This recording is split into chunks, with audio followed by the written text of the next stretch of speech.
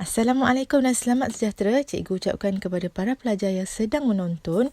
Kali ini cikgu bawakan perkongsian bagi tajuk bab 1 Matematik tingkatan 5 iaitu ubahan. Video ini merupakan bahagian ketiga bagi tajuk ini. Okey, untuk perkongsian kali ini cikgu akan mengulas lebih lanjut berkaitan dengan ubahan langsung yang melibatkan 3 ataupun lebih pemboleh ubah.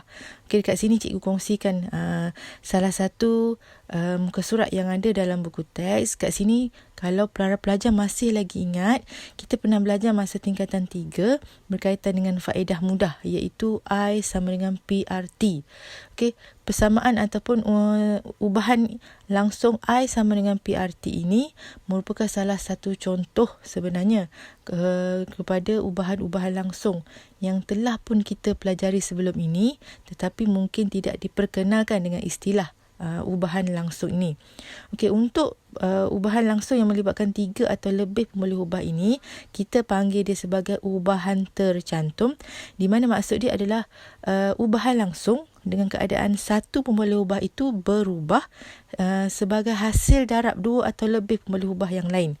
Okey, suatu pemboleh ubah, kat sini contoh I sama dengan PRT. Pemboleh ubah kita yang pertama adalah I, di mana I itu ataupun faedah mudah itu diperoleh daripada hasil darab P, R dan juga T. Okey, so kita tengok lebih lanjutlah berkaitan dengan ubahan langsung ini. Okey, pertama sekali kita tengok bagi suatu ubahan tercantum, okey, Y berubah secara tercantum dengan X kuasa M dan Z kuasa N dan juga boleh ditulis dalam dua bentuk sama juga macam pelajaran kita yang sebelum ini, iaitu di mana kita boleh tulis dalam bentuk hubungan ubahan dan juga dalam bentuk persamaan apabila kita masukkan nilai K. K kat sini ialah suatu pemalar. Okey, cara baca dia adalah, kat sini cikgu kongsikan juga tip bestari yang diambil daripada buku teks, di mana Y berkadar langsung dengan X dan Z. Ini ada 3 cara bacaan dia lah. Okey, para pelajar boleh rujuk buku teks untuk pembacaan lebih lanjut. Okey, seterusnya kita tengok kepada latihan. Yang ini merupakan latihkan diri 1.1C yang diambil daripada muka surat 14. Okey, kita akan tengok satu persatu. Tengok soalan 1 dahulu. Okey, tuliskan hubungan dengan menggunakan simbol berkadar langsung bagi setiap yang berikut. Okey, proses yang sama macam pembelajaran sebelum ini, di mana contoh kat sini A, S berubah secara langsung dengan T dan U. Maka apa yang perlu kita tulis adalah S dan juga simbol berkadar langsung dan hasil darab T dan U. Okey, cukup sekadar dengan menulis S berkadar langsung dengan T dan U. Semudah itu sahaja. Simple je, tak ada complicated. Okey, B, V berubah secara langsung dengan W kuasa 2 dan X. Maka kita tulis dalam bentuk ubahan V berkadar langsung dengan W kuasa 2 dan X. Okay, soalan C, A berubah secara langsung dengan kuasa 3B dan punca kuasa 2C. Okay, kat sini kita kena baca, kalau rasa tak berapa nak faham, kena baca lebih daripada sekali lah. Okay, kuasa 3B bermaksud B kuasa 3. Punca kuasa 2C bermaksud punca kuasa 2C. Jadi bila kita nak tulis ubahannya, A berkadar langsung dengan B kuasa 3 dan C punca kuasa 2C. Okey, akhir sekali soalan D. Luas permukaan melengkung iaitu L cm persegi sebuah silinder berubah secara langsung dengan jejari tapaknya J cm dan tingginya H cm. Jadi, apa yang perlu kita jawab dekat sini adalah L berkadar langsung dengan J dan H. Okey? So, ini adalah contoh kepada bentuk-bentuk ubahan langsung ataupun ubahan tercantum. Kat sini kita kena sebut ubahan tercantum lah. Okey. Okey, seterusnya kita ke soalan nombor 2. Hitung pemalar K bagi setiap yang berikut. Okey, untuk soalan nombor 2 diminta untuk kita menentu ataupun menghitung nilai K. K ialah pemalar. Okey, caranya adalah, contoh soalan A kat sini. P berubah secara langsung dengan Q kuasa 3 dan R kuasa 1/3. Kita tulis dalam bentuk ubahan tercantum. P berubah secara langsung tadi dengan Q kuasa 3 dan R kuasa 1/3. Seterusnya tukar kepada bentuk persamaan.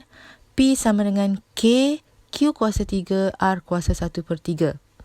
Okey, kat sini cikgu tunjukkan, terus cikgu tulis persamaan untuk menentukan nilai K, iaitu P per Q kuasa 3 R kuasa 1/3. Okey, kemudian kita senaraikan maklumat yang telah diberikan. P diberi 5.184, Q 1.2 dan R 216. Nilai-nilai P, Q dan R ini kita gantikan dalam persamaan K. Kat sini kita gantikan setiap satunya dan tekan kalkulator baik. Okey, K bersamaan dengan 0.5. Okey, kita juga dibenarkan untuk menjawab nilai K itu dalam bentuk pecahan, iaitu kalau kat sini K sama dengan 1/2. Juga dibenarkan. Kat sini cikgu nak pilih perpuluhan. Okey, 0.5. Okey, kalau para pelajar nak jawab dalam bentuk pecahan juga diterima. Okey, seterusnya kita tengok soalan B. Dia punya ubahan tercantum adalah P berubah secara langsung dengan Q, R dan S kuasa 2. Okey, tukar pada bentuk persamaan.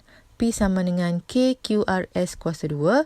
Dan kita tukar untuk tukar siap-siap sebab kita nak cari nilai K. Maka kita terus tukar kepada K sama dengan P per Q, R, S kuasa 2. Okey, senaraikan maklumat-maklumat yang telah diberikan. P 1/3, Q 1/5, R 3/2 dan S 1/3.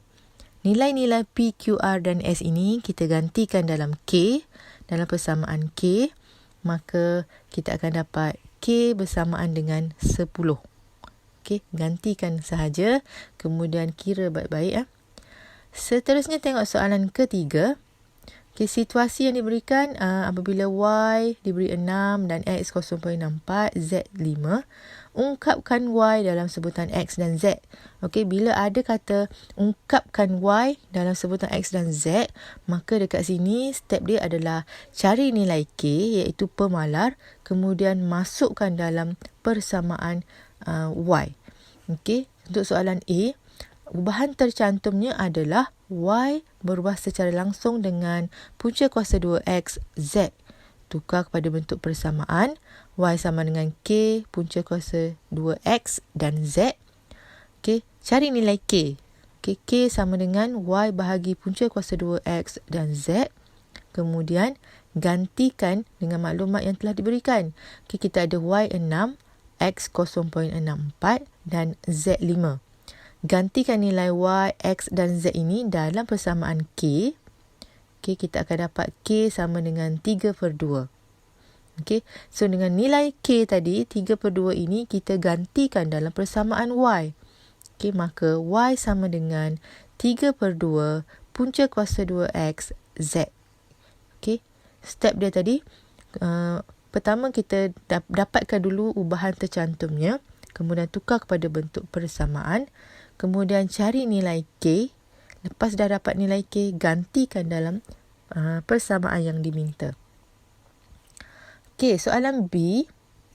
Okey, ubahan tercantumnya adalah Y berubah secara langsung dengan X, Z kuasa 2.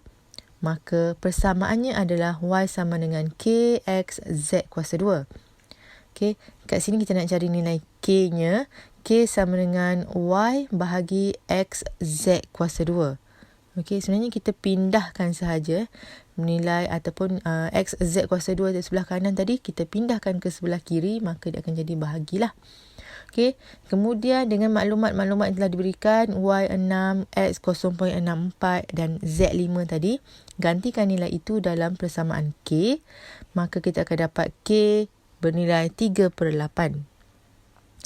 Dengan nilai K 3/8 ini, kita gantikan dalam persamaan Y. Maka kita akan dapat Y bersamaan dengan 3/8 X Z kuasa 2. Okey, cikgu harap jelas untuk mencari ataupun untuk mengungkapkan suatu pemboleh ubah kepada sebutan-sebutan pemboleh ubah yang lain. Okey, cikgu harap para pelajar dapat faham konsepnya. Kita tengok soalan seterusnya, soalan nombor 4. Okey, harga bagi sebatang rod besi RMX berubah secara langsung dengan panjang P cm dan kuasa 2 jejari J cm. Okey, kita tulis dulu ungkapan kita tulis dahulu ubahan tercantumnya. X berkadar langsung ataupun berubah secara langsung dengan PJ kuasa 2. Okey, kita tukar kepada bentuk persamaan. X sama dengan K PJ kuasa 2. Dan kita nak tentukan nilai K dengan cara K sama dengan X bahagi PJ kuasa 2. Okey, kemudian kita senaraikan maklumat yang telah diberikan. Okey, jika sebatang rod besi dengan panjang 150 cm. Okey, ini adalah nilai P. Okey, jari 3 cm, maka J-nya 3. Dijual pada harga RM27. Okey, kat sini X yang bernilai 27. Jadi dengan nilai ataupun maklumat yang diberikan, maklumat P, J dan X, kita gantikan dalam persamaan K, maka kita dapat K sama dengan 1/50. Okey, seperti yang cikgu cakap tadi, boleh pilih sama ada nak tulis dalam bentuk pecahan ataupun nak tulis dalam bentuk perpuluhan. Mana-mana pun dibenarkan. Okey, kat sini cikgu ambil nilai K dalam bentuk perpuluhan iaitu 0.02. Cikgu gantikan dalam persamaan X.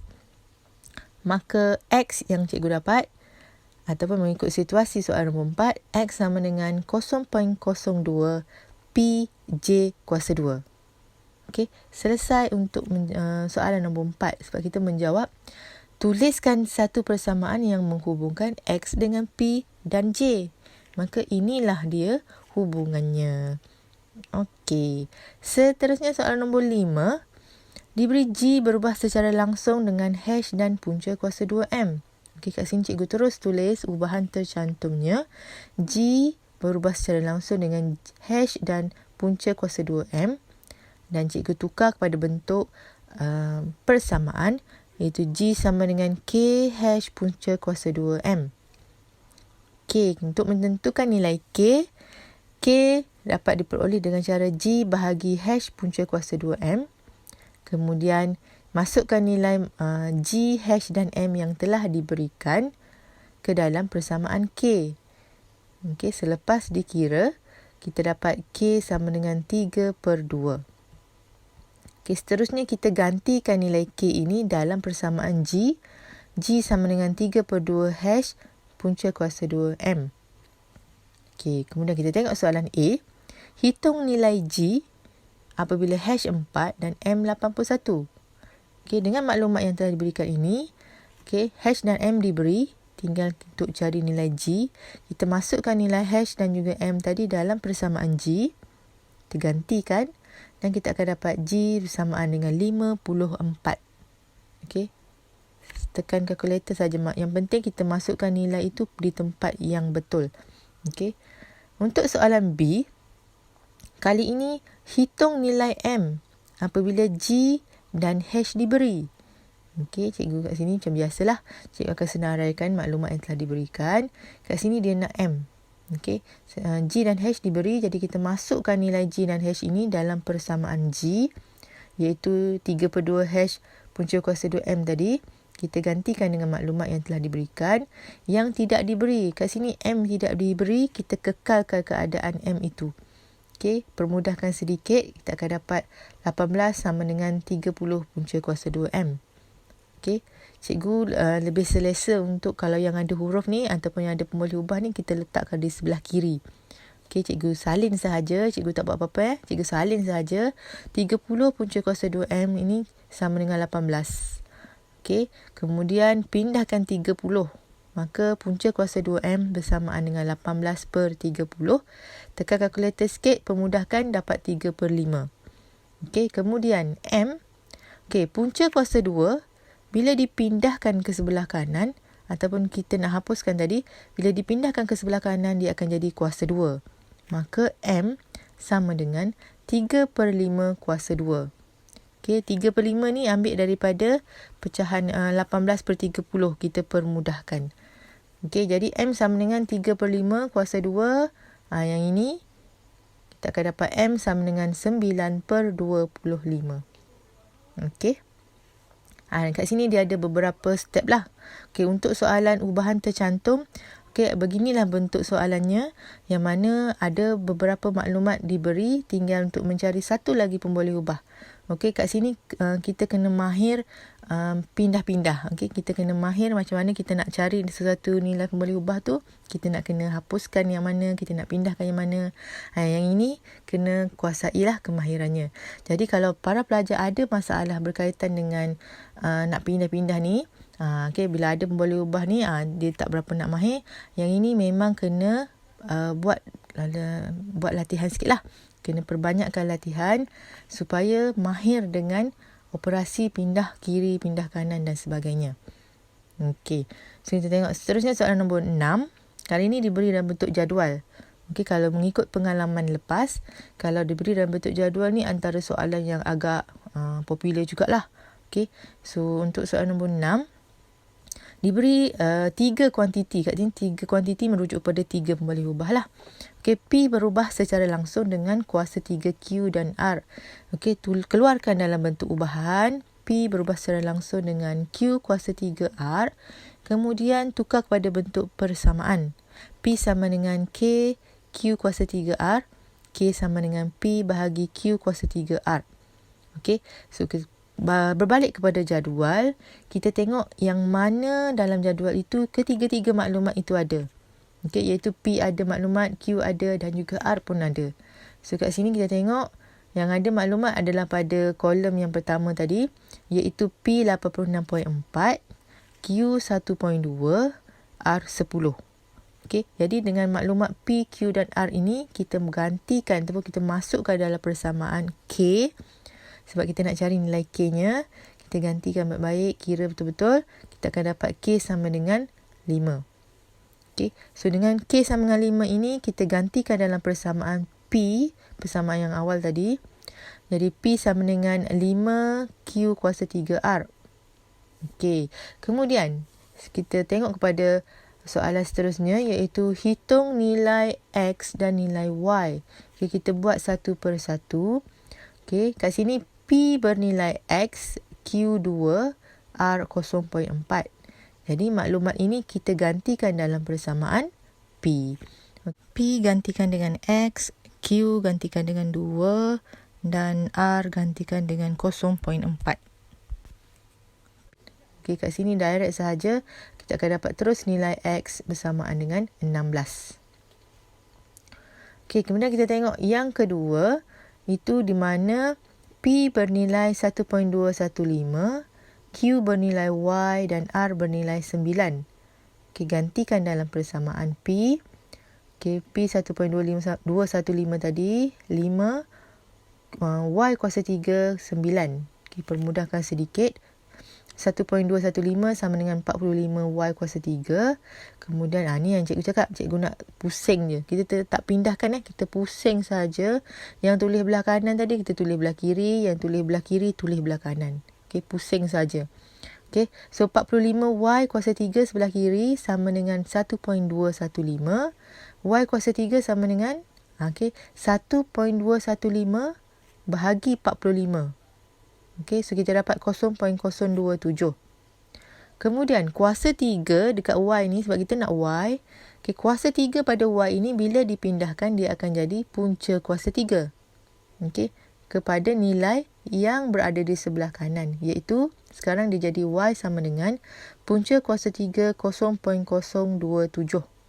Okey, maka Y bernilai 0.3.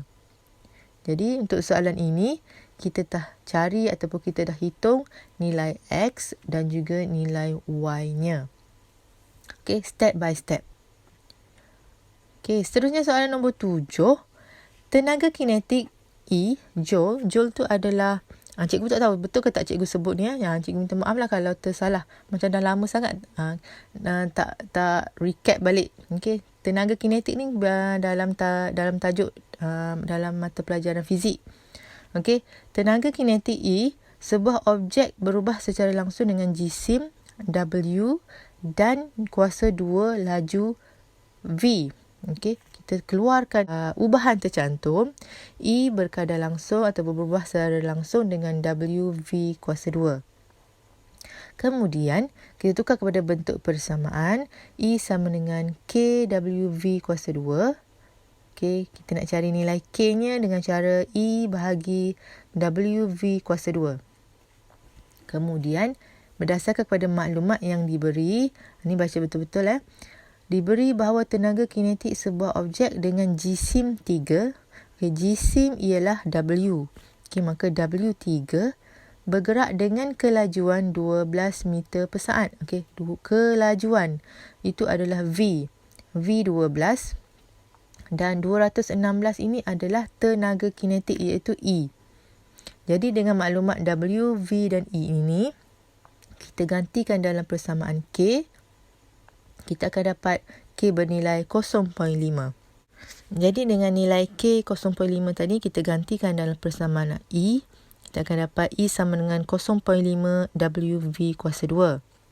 Okey, kemudian tengok apa yang soalan nak. Hitung laju. Okey, laju ini adalah V. Dia nak tanya V. Jika jisim dan tenaga kinetik masing-masing ialah 5 dan 640. Okey, so 5 ialah W. 640 adalah E. Okey, gantikan dalam persamaan E. Okey, kita akan dapat 640, 0.5 darab dengan 5 dan juga darab dengan V kuasa 2. Okey, permudahkan bahagian kanan. So, kita akan dapat 640 sama dengan 2.5 V kuasa 2. 2.5 V kuasa 2 ni cikgu nak tulis sebelah kiri. Okey, sebab nanti kita nak cari nilai V kan. Okey, dah biasalah kalau kita nak cari suatu pemboleh ubah ataupun suatu huruf tu, kita akan letakkan dia sebelah kiri. Okey, macam kekok kan. Okey, kalau kita duduk sebelah kanan tu macam rasa macam lain je. Okey, cikgu nak tukar 2.5 V kuasa 2 ini duduk sebelah kanan, maka sebelah kiri 640. Okey, kita nak cari V jadi kita kena hapuskan 2.5 tadi. So, bila kita hapuskan 2.5, maka dia jadi V kuasa 2 sama dengan 640 bahagi 2.5. So, kita dapat V kuasa 2 sama dengan 256. Okey, V ni dalam bentuk kuasa 2. Kuasa 2, kalau kita pindahkan ke sebelah kanan, dia akan jadi punca kuasa 2. Maka V sama dengan punca kuasa 2, 256. Okey, maka kita akan dapat V bernilai 16. Okey, seterusnya soalan nombor 8. Okey, isi padu sebuah kon V cm padu berubah secara langsung dengan tinggi H dan kuasa 2 jari tapaknya. Okey, kita keluarkan ubahan tercantum. V berubah secara langsung dengan H J kuasa 2. Okey, tukar kepada bentuk persamaan.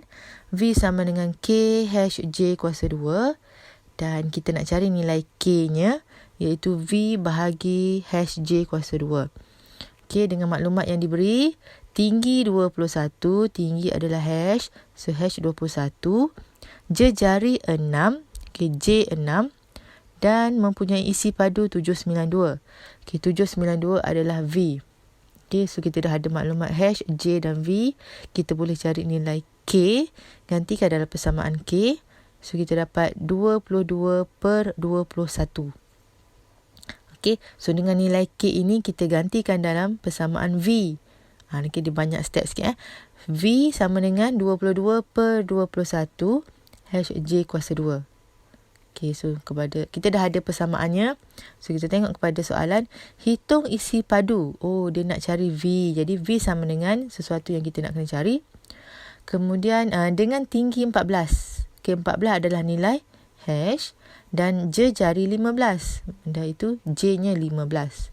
Jadi, untuk soalan ini, kita gantikan nilai H dan J dalam persamaan V.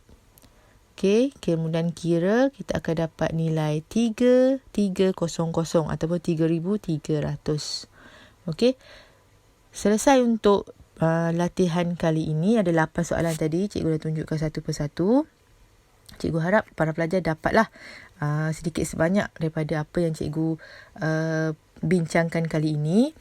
Okey, step kita ulang balik step untuk menyelesaikan soalan melibatkan ubahan tercantum ini. Pertama, kita keluarkan dahulu ubahannya.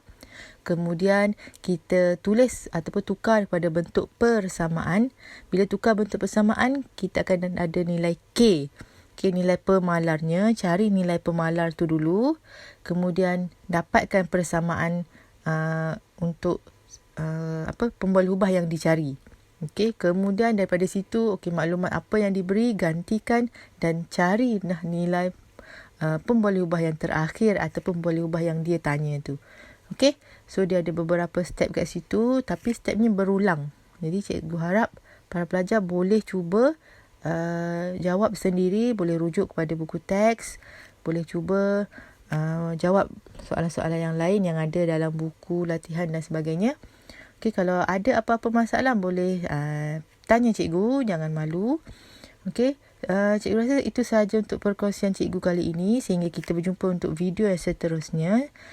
Terima kasih kerana menonton. Sehingga kita berjumpa lagi. Assalamualaikum.